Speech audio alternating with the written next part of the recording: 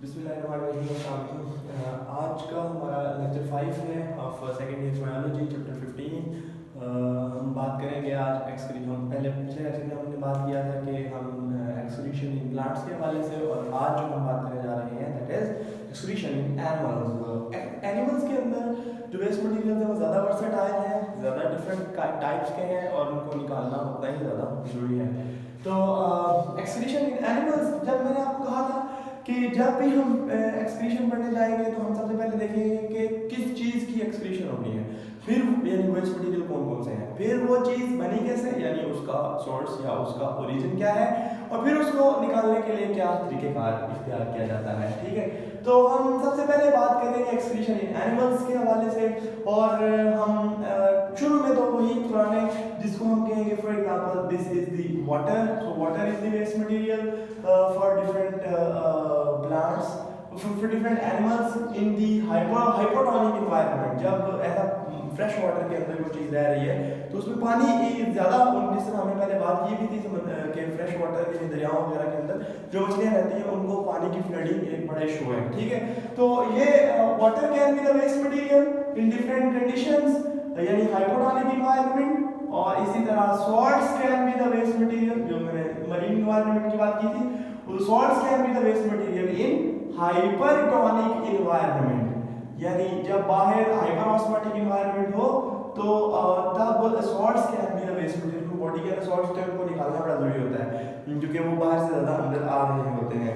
तो ये तो कुछ बात होगी। इसके अलावा जो सबसे इंपॉर्टेंट चीज़ है that are the nitrogenous waste materials. ठीक है, और नाइट्रोजीनस वेस्ट मटीरियल्स क्या क्या होते हैं, मुख्तलिफ कैटेगरीज के होते हैं, तो जिनमें हम और उनके सोर्स की भी हवाले से हम थोड़ी सी बात करेंगे।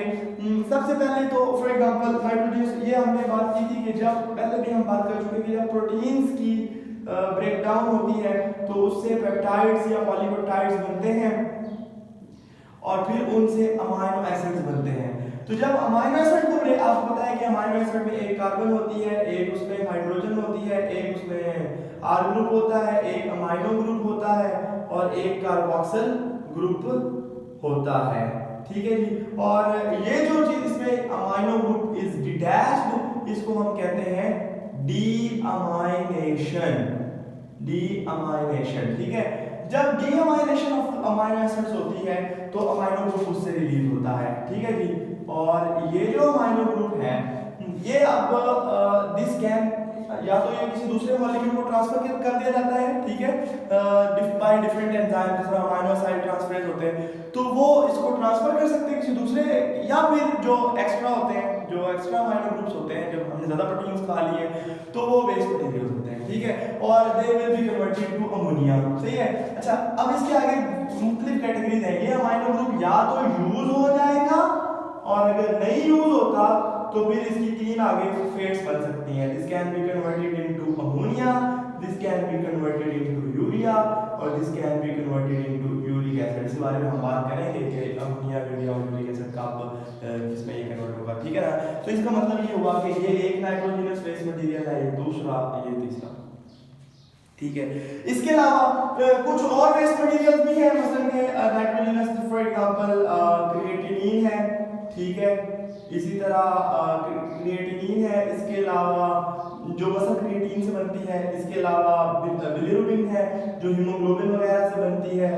ठीक है, क्योंकि हम एनिमल्स की बात कर रहे हैं तो हीमोग्लोबिन की ब्रेकडाउन से बिलिरुबिन बनती है। इसके अलावा ट्राइमिथाइल अमाइनो ऑक्साइड, ये भी एक वेस्ट मटीरियल, और इसको ब्रेक, ये एज सच भी जा सकता है और इसको ब्रेक भी किया जा सकता है। इसके अलावा फॉर एग्जांपल कुछ मिकदार में अमाइनो एसिड्स भी ऐसा, ये तो अमाइनो एसिड ब्रेक भी होते हैं और अमाइनो एसिड एज सच भी जा सकते हैं वेस्ट मटीरियल के तौर पे। ठीक है, इसके अलावा प्यूरिन्स एंड पायरिमिडीन्स, ये मैंने आपको बताया, purines and pyrimidines are the nitrogenous bases, और जो डीएनए में होती हैं, जो नाइट्रोजनस बेसिस जब ब्रेक होती हैं तो इनसे भी कुछ मटेरियल्स बनते हैं। जब इनको ब्रेक किया जाता है तो उससे बनते हैं for example xanthine, then hypoxanthine, then इस स्पेलिंग आपको ठीक कर लीजिएगा।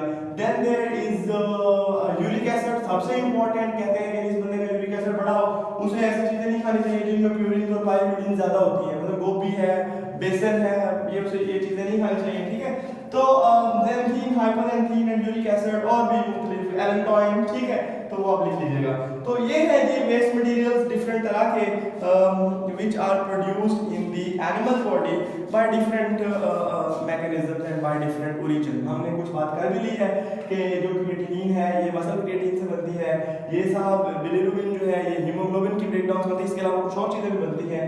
इसके अलावा trimethyl amino oxide, amino acids directly भी हो सकते हैं, प्यूरिन्स एंड पाइरिमिडीन्स भी हो सकती हैं, फिर अगर ये एसिड भी जा सकती है और ये ब्रेक हुई तो फिर इनसे ये चीजें भी बन सकती हैं। So there could be the different type of waste materials in animals। और इसमें कोई चीज रह गई है?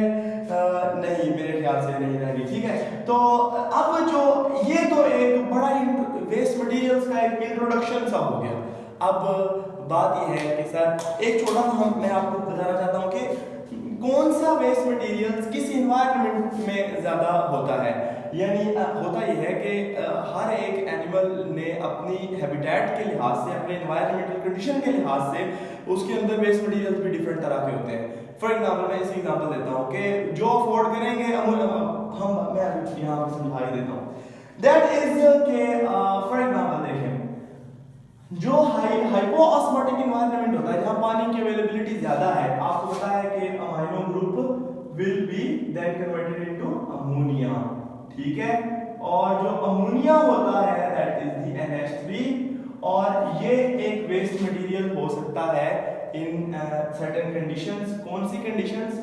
जब फ्रेश वाटर है, जब ज्यादा खुला पानी बॉडी को अवेलेबल है, क्योंकि 1 ग्राम नाइट्रोजन, अगर nitrogen in the form of ammonia हो तो उसके लिए 500 ml पानी चाहिए होता है, यानी ½ लीटर पानी में सिर्फ 1 gram nitrogen in the form of ammonia उसको एक्सक्रीट किया जा सकता है।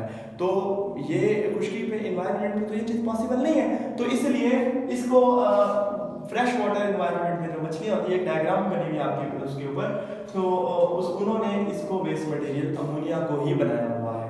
जो दूसरे हैं उन्होंने वो इसको यूरिया में कन्वर्ट कर लेते हैं, ठीक है। वो अमाइनो ग्रुप या अमोनिया को इस्तेमाल नहीं, वेस्ट मटेरियल के तौर पे नहीं फेंकते, वो यूरिया में कन्वर्ट कर देते हैं। कैसे?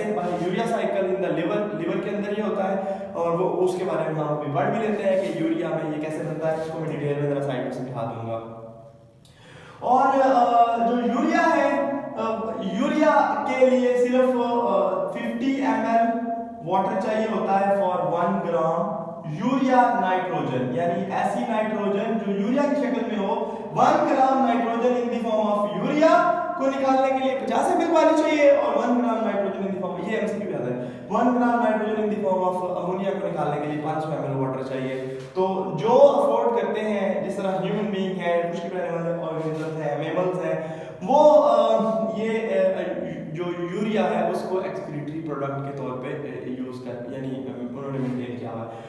और थर्ड थिंग इज, अगर पानी बिल्कुल या तो यानी वाटर की अवेलेबिलिटी या तो बहुत कम हो, या अगर उसकी वजह से कोई फायदा होता हो स्ट्रक्चरल या फंक्शनल या अदर दूसरे फंक्शन में कोई बेनिफिट होता है, जैसे परिंदों के अंदर यूरिनरी ब्लैडर नहीं होता, तो परिंदों को बेनिफिट ये है कि वो पानी ज़्यादा नहीं पीते, वो थोड़ा थोड़ा पानी पीते हैं, तो अगर वो वेस्ट मटेरियल्स को निकालने के लिए ज़्यादा पानी पिए तो उनको फ्लाइट में मसले मसाइल होते हैं। तो उसके लिए फिर क्या होता है, उन्होंने एक और चीज़ that could be the uric acid, ठीक है, और वो यूरिया को भी मजीद यूरिक एसिड में कन्वर्ट कर लेते हैं, और उसके लिए ये चूंकि सॉलिड फॉर्म में, सेमी सॉलिड फॉर्म में, तो इसको निकालने के लिए सिर्फ 1 gram nitrogen in the form of urea को निकालने के लिए जस्ट 1 ml पानी चाहिए होता है, 1 gram nitrogen in the form of uric acid. तो ये आप कंपैरिजन देख लें, क्योंकि वाटर इसके अलावा भी फैक्टर होते होंगे, लेकिन चलो वाटर यहाँ पे तो एक ही फैक्टर लिखा है, तो वाटर अवेलेबिलिटी के लिहाज से भी उन्होंने अपनी डिफरेंट जो है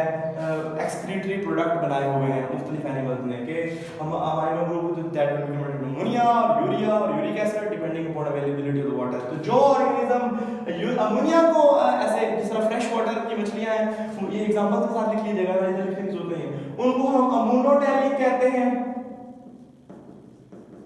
और जो यूरिया उनको यूरियोटैलिक, और जो यूरिक एसिड एक्सक्रीट करते हैं उनको यूरिकोटैलिक का नाम दिया जाता है। तो ये मैं जान के जरा स्पीड में पहले इस तरह कर देता हूँ क्योंकि हमारे पास टाइम कम होता है तो पढ़ना ज़्यादा होता है इस वजह से। तो ये है जी, दिस इज ऑल अबाउट के एक्सक्रीटरी प्रोडक्ट्स क्या क्या हो सकते हैं। अब एक चीज सिर्फ रहेगी, वो ये है कि यूरिया को जो है वो किस तरह बनाया जाता है फ्रॉम अमोनिया। इसके ऊपर मैं अभी आपको बताता हूँ। ये एक इम्पॉर्टेंट है, शॉर्ट क्वेश्चन आता है यूरिया साइकिल के नाम से, और ये कहाँ होता है तो हम बात करते हैं जी, that is the urea cycle. और ये इसमें नजर आ रहा है कि कितना तक बोर्ड है। अच्छा, तो यूरिया साइकिल जो है दैट इज व्हाट वी से कि किस तरह होता है ये। This cycle occurs in the liver and in it the ammonia is converted into urea. और लिवर सेल्स के भी साइटोप्लाज्म यानी साइटोसोल और माइटोकॉन्ड्रिया इनर माइटोकॉन्ड्रियल मैट्रिक्स दोनों के अंदर इसके स्टेप्स होते हैं। तो फॉर एग्जांपल इफ आई से this is the mitochondrion for example, ठीक है, और ये उसकी दीवार है माइटोकॉन्ड्रिया की।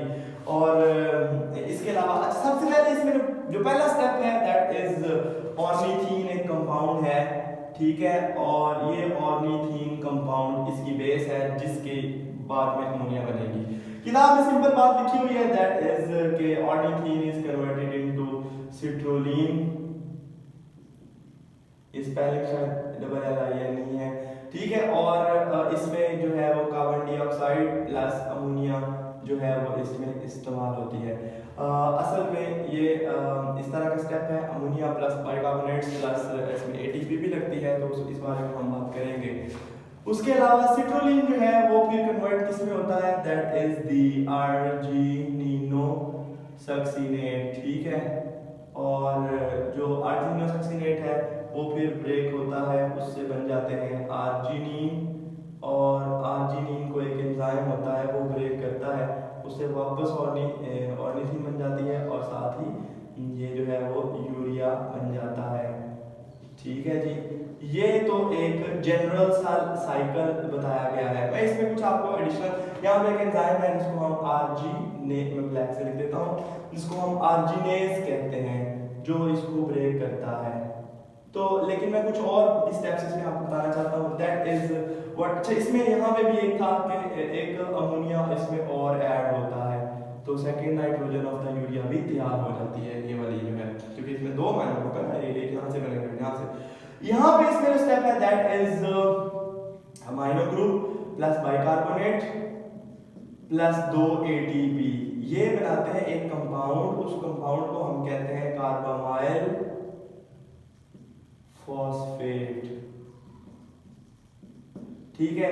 और ये जो कार्बामाइल फॉस्फेट है ये क्या करता है, ये बेसिकली ट्रांसफर करेगा ये इस कंपाउंड्स को, और इसके लिए एक एंजाइम यूज होता है जिसको हम कहते हैं, इसकी प्रोडक्शन में एंजाइम इस्तेमाल होता है जिसको कहते हैं कार्बामाइल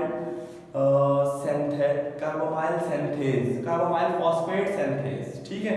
और जो दूसरा एंजाइम है जो इसको ब्रेकडाउन में कन्वर्ट होता है जिसको हम कहते हैं ऑर्निथीन का ओटीसी, यहाँ पर इसको कहते हैं ओसीटी, ठीक है, नहीं ओटीसी, इसको हम कहते हैं ऑर्निथीन, एक मिनट मुझे भूल गया इसका नाम, ऑर्निथीन ट्रांस कार्बामाइलेज, ठीक है। तो इसको हम कहते हैं, यहाँ पे जो इसको ब्रेक करता है एक एंजाइम, उसका नाम है OTC, that is ornithine transcarbamylase, ये इसका नाम है, ठीक है जी। और इससे सिट्रोलिन बन जाता है। फिर ये जो अमोनिया है दिस इज फ्रॉम अनदर, ये एस्पार्टेट के जरिए आती है, ये एक स्टेप इसको हम स्किप कर देते हैं। ये एस्पार्टेट इसके जरिए आती है, ये वाली नाइट्रोजन, और ये एंटर होती है, और यहाँ पे एक एंजाइम होता है जिसको हम कहते हैं ASS, that is argininosuccinate synthase, लिखने की जरूरत है, आर्जिनिनो सक्सिनेट सिंथेज, और यानी इसको बनाने वाला एंजाइम, और इसको फिर आगे आर्जिनिनो सक्सिनेट बन जाता है।